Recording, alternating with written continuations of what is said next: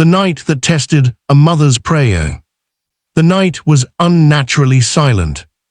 Not the peaceful kind, the kind that presses on your chest and makes it hard to breathe. The air was cold, yet Ethan Wilson, 15 years old, was sweating. On his shoulders was not just a water container, it was the weight of an entire family. Inside a small, fragile house, his mother, Margaret Maggie Wilson, 60, lay weak, fighting cancer in silence. And his father, Robert Wilson, 65, returned every night from construction work with wounded hands and exhausted eyes. Ethan lifted the container and said softly, "Mom, I'll go get the water." Margaret raised her trembling hand, placed it on his head, and whispered, "May God protect you, my son, you are my prayer." Ethan tried to smile. But behind that smile lived fear, hunger, and responsibility. That night would change him forever. The Wilsons lived in a tiny house. Cracked walls, a leaking roof. But inside that home lived respect, patience, and honor. Robert Wilson worked day and night at construction sites, carrying cement bags, holding steel rods. His hands were always injured, wrapped in old cloth. Yet he never complained. At night, when he returned home, Maggie would look at his wounded hands with tears in her eyes. Robert would gently say, "These hands can be injured, but my children must never sleep hungry. They were poor, but they never begged. They never lost their dignity."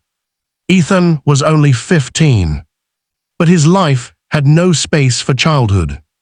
Every morning, he cooked breakfast for his mother, gave her medicine, went to college, and searched for work afterward. He wasn't living a childhood. He was living responsibility. That night, water was needed urgently.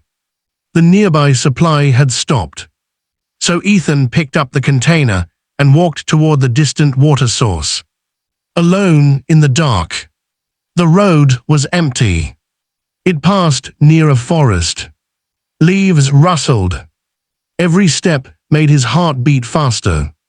Then, a heavy breath. A deep vibration from the ground. Ethan froze. From the darkness emerged a wild animal. Sharp teeth, burning eyes. Hungry and fearless. The container slipped from Ethan's hands. His body went numb. The animal moved closer.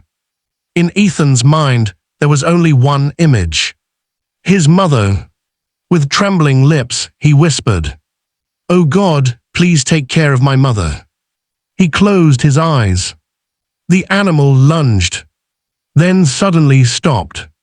1 second, 2 seconds, and then it stepped back and disappeared into the darkness. Ethan collapsed to the ground. Alive, breathing. Tears streamed down his face as he looked at the sky.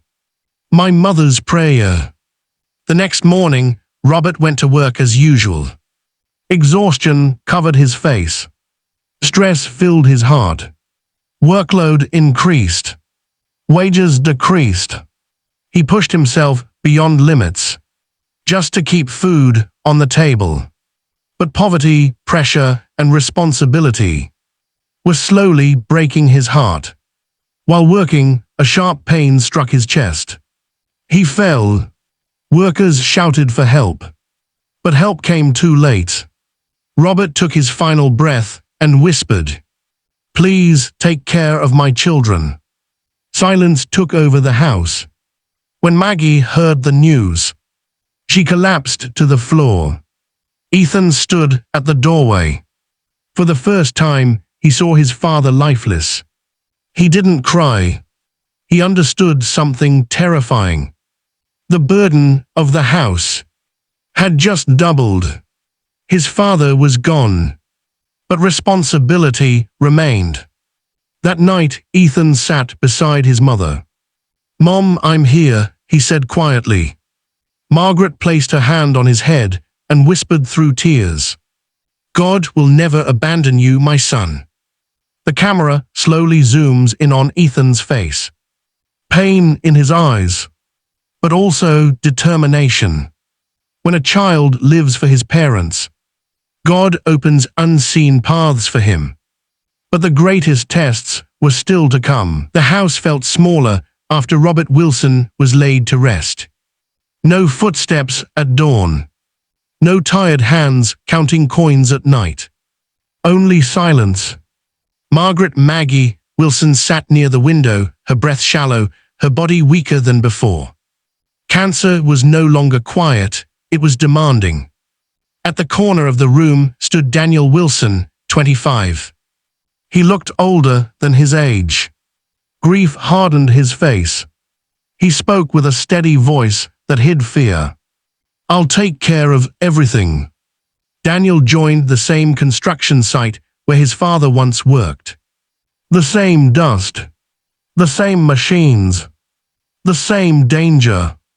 He worked longer hours, lifted heavier loads, accepted lower wages. Every evening, he handed his earnings to his mother without counting. Ethan Wilson, 15, watched quietly. He wanted to help more, but he was still in college. Some nights, Ethan slept hungry so his mother could eat. Daniel noticed, but said nothing. Bills piled up. Medicine receipts. College fees. Transport costs. Food became uncertain.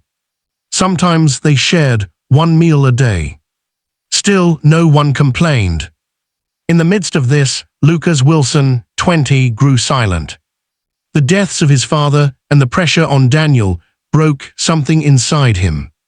He fell ill, physically weak, mentally shattered. Now 2 sons needed care, and one mother was fighting cancer. Ethan arrived at college wearing worn-out shoes. The soles were torn. His socks had holes.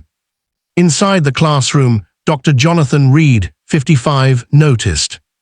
He stopped the lecture. "Where are your shoes?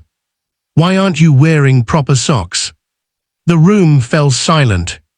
Ethan lowered his head. He had no answer. The professor's voice grew harsh. "If you can't follow basic standards, you don't belong here." Laughter followed. From the back row, Alex Thompson, 15, smirked. "College isn't for beggars." Ethan felt something tear inside him. He didn't respond. He didn't look up. He swallowed the pain and stayed seated. Outside the classroom, Ethan's eyes finally filled with tears. That's when Noah Carter, 15, walked beside him. "Don't listen to them," Noah said. "Your struggle will silence them one day." Ethan tried to smile.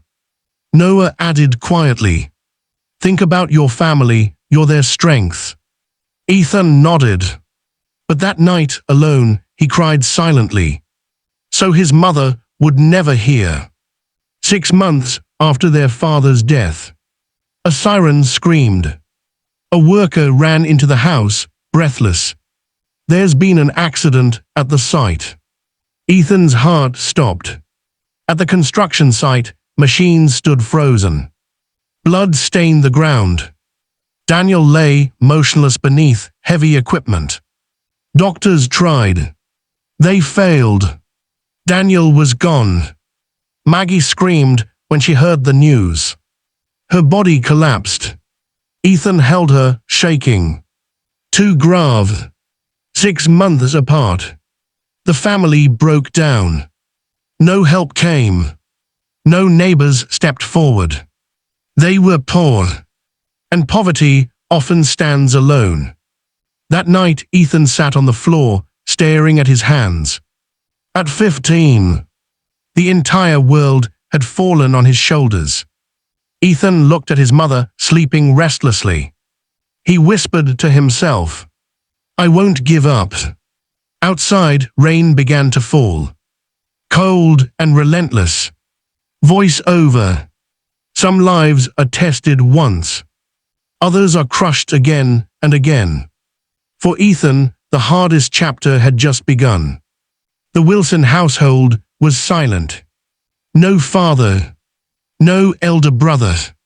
Just Margaret Maggie Wilson, 60, lying weak from cancer, and Ethan Wilson, 15, carrying the weight of survival. The cupboards were empty. Ethan had skipped breakfast to give his mother her medicine. Lunch, just a piece of bread. That evening, hunger gnawed at him like a living thing. But he couldn't stop. He went to Samuel Brooks, 50, and quietly asked for a little food. "I've been hungry since morning, just a little bread, please," he whispered. Samuel shook his head. "No, you must pay for everything, son." Ethan's shoulders sank. He turned away, stomach growling. Not all doors were closed. At a different shop, Kevin Morales, 35, noticed Ethan's struggle. He approached without judgment. "Here, take this, feed yourself and your mother." Ethan's eyes filled with tears. He carried the food home carefully, as if each bite contained hope. His mother saw him enter and hugged him tightly. "Allah bless you, my son," she whispered. And in that moment, Ethan felt a spark of warmth amid endless hardship. Noah Carter, Ethan's loyal friend, often saw him struggling in silence. Noah was poor too, but he never hesitated to help. He saved for 10 days, then gave Ethan a new pair of shoes. "Take them, you deserve it," he said. Ethan wanted to protest, but he understood this was true friendship, the kind that stands in the darkest moments. Noah also brought small food parcels when he could, even if it meant he went hungry. "Your family comes first," Noah said quietly. Margaret Maggie Wilson's health worsened. Ethan had to manage medical fees, transport, and daily care alone. In the hospital, Dr. William Harris, 57, noticed Ethan's fatigue. "You've taken on too much, young man," he said gently. Beside him, Ryan Cooper, 27, offered a comforting smile. "You're doing the right thing, don't let this weight break you." Through their mercy, Ethan managed to continue his mother's treatment. Even in poverty, humanity shone. At home, Ethan worked tirelessly. Cooking, cleaning, giving medicine, studying, and helping his mother. Every night, he cried silently, alone. No one saw.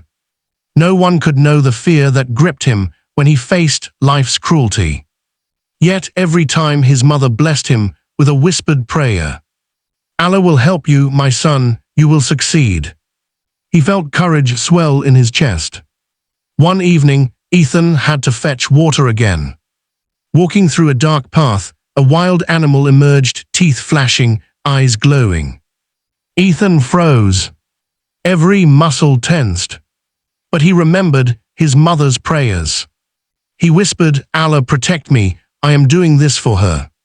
The animal approached, sniffed, and then, as if guided by an unseen hand, retreated. Ethan exhaled, tears streaming. Faith had saved him again. Ethan returned home with water and food, and Maggie's smile made every hardship worthwhile. Even Lucas, 20, struggling mentally and physically after the deaths of their father and elder brother, found small relief in seeing Ethan fight for the family. They shared one simple meal. But the gratitude and love in that room made it richer than any feast. Even in the darkest nights, a kind heart, a loyal friend, and a parent's prayer can light a path.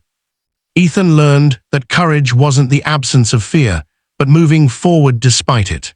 4 years had passed since Ethan first carried the weight of his family on his young shoulders. College exams loomed, each test a mountain. His body was tired, his mind burdened, but his mother's prayers gave him strength. Margaret Maggie Wilson would say every morning, "Allah will reward your efforts, my son, keep going." Ethan absorbed those words like oxygen. He studied by day, cared for his mother by evening, and managed Lucas's health as best as he could. Finally, the day of the results arrived. Ethan's hands trembled as he opened the envelope. One glance, and a smile broke across his face. First position, gold medal. Tears rolled down his cheeks. He ran to his mother. "Mom, we did it. I got the gold medal." Maggie clasped his face, tears streaming down. "Allah has blessed you, my son. Your father and Daniel would be proud." Even Lucas, now recovering from illness and despair, could not hide his joy. For the first time in years, the house was filled with laughter, hope, and relief. Ethan's achievement opened doors. A prestigious company offered him a managerial position, a salary that could cover the family's every need, and a home for them all. The company even arranged a comfortable house, a car with a driver's, a cook and maids, full support for Luca's and Margaret's care. Ethan finally exhaled. No more hunger, no more fear, no more sleepless nights worrying about his family. Margaret's health improved steadily. The cancer, once threatening, was now in remission thanks to consistent medical care and prayers. Lucas's mental and physical strength returned. The house, once silent and heavy with grief, now rang with laughter. Ethan reflected. All the hunger, all the pain, all the sleepless nights, it had been worth it. Not for glory, but for family, love, and respect. The first night in their new home, Ethan knelt beside his mother. She placed her hands on his head and whispered, "Allah will bless you for everything you've done, my son. You are the reason our family survived. Keep your heart kind, your mind strong, and never forget us." Ethan smiled through tears. He realized that parents' prayers are a shield stronger than anything in the world. Noah Carter, now older, stood beside Ethan. "You did it, my friend. You gave everything for your family. Now it's your time." Ethan hugged him, silently thanking the friend who had shared every struggle. The Wilson family now lived in comfort, but Ethan never forgot the lessons of sacrifice, respect and care for parents, loyalty to family, strength in hardship, faith and prayers as guiding light. Ethan learned that life tests us not to break us, but to reveal our courage. A child who fights for his parents, who sacrifices without complaint, finds strength, faith, and triumph beyond imagination. The Wilsons gathered around the dinner table. Margaret's hands trembled as she served food. Lucas laughed freely. Ethan smiled, knowing that all the struggles, all the tears had brought them here, together, safe and happy. Final words, Margaret. Children, never forget, take care of your parents. Honor them, respect them, and your efforts will always bear fruit. Allah sees everything. The camera slowly pans out from the house. A warm light glowing inside. While the outside world sleeps, unaware of the invisible battles that shape true heroes.